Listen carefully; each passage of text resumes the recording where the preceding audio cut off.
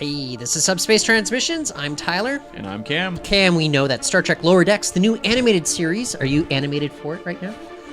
Yes, I am. Well, it's going to be coming to CBS All Access and presumably other streaming services across the globe. And it got us thinking, what's going to make an animated series work for Star Trek? But I'm also very curious what the jobs should be featured if we're talking about these lower deck characters. Yeah, because if you look at just human society, how many people have the exciting, thrilling jobs that pave the way for the future? Not necessarily like the vast majority of, citizens, but the thing is on Star Trek, we're always following the captains. Yeah, all the stars are the big, heavy hitters of the working world in Starfleet. But they're not the ones that keep, kind of the cogs of the machine going. So I think we need to think about this. And I think that probably like the best job out there that we have seen in kind of the lower deck sort of realm was probably like Chief O'Brien's job as the transporter chief. And there's that great comic that I think is well known out there about, kind of like sad Chief O'Brien, where he's just pretty much standing in the transporter room like all day long waiting for that one beam up. So what's he doing to buy the rest of his time there? But what are some other kind of like lower deck jobs, positions that we probably don't often think about? I got one for you. Okay. 2 words. Waste extraction. Yes, okay. That which probably got the most notable use in Star Trek Deep Space Nine. We heard that phrase quite a bit. Yep, Rom was working on that project for a while. Okay, so for me, that's something that I think should not necessarily be depicted, but it could be like... I want full depiction. But I think it makes sense. Can they have scratch and sniff cards that week that we can all smell? You've lost our audience. I'm going the John Waters route with this one.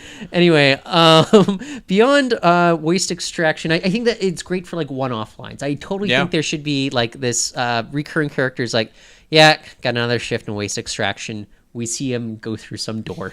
I don't want to see what's on the other side of that door. No, he's the star of the show. Okay. But moving forward, like I think beyond those 2 jobs, it's going to be interesting to just kind of see people like, what would it like, say, a night shift like engineer be doing?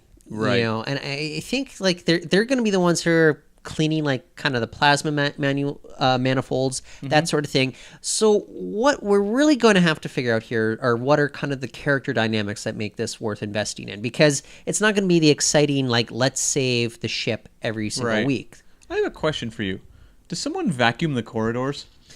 I wonder if they would have like a Roomba. That's what I was thinking, and how come we've never seen this Roomba I don't know. That should be a character on the show. Yeah, what we should be pitching this. The Roomba gets, artificial intelligence, and there's an episode about it being like a sentient life form. It's its own measure of a man sort of episode. Set it like in the 24th century, further down the line than, the end of TNG, and have it be like the evolution of one of those robot life forms that Wesley created in Evolution. Okay. No, I thought you were going to talk about the ones that Data... Remember Data was those floating drones that Data was promoting as like sentient life in... That one too, yeah. That's not a great one, but I can't wait to see the AI Roombas in the corridors here. Like another good job, though, I think we never really think about is...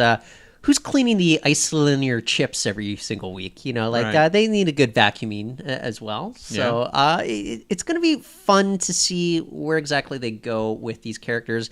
Because, look, I think everyone's got to start somewhere. But is it going to be sad if there is that kind of, Picard from Tapestry character where he's well into his old age, but he's been relegated to a lot of these make work sort of tasks? They bring back Ben from Lower Decks, who was working in 10 Forward, and he's still doing the same job. No, but you know what? Like, he's a civilian. Like, he's That's down. True. He wants to be kind of the server, the bartender. I totally buy Ben that. Don't you think he wants to be running the bar at this point in his life? Fair enough, yeah. I could see that happening. But what about, like, I don't know, like a cyber security person who is just there to download the latest version of Norton antivirus every episode? He keeps getting hit with those $39.95 fees. Yes. He's like, okay, my address, I'll type it again once more.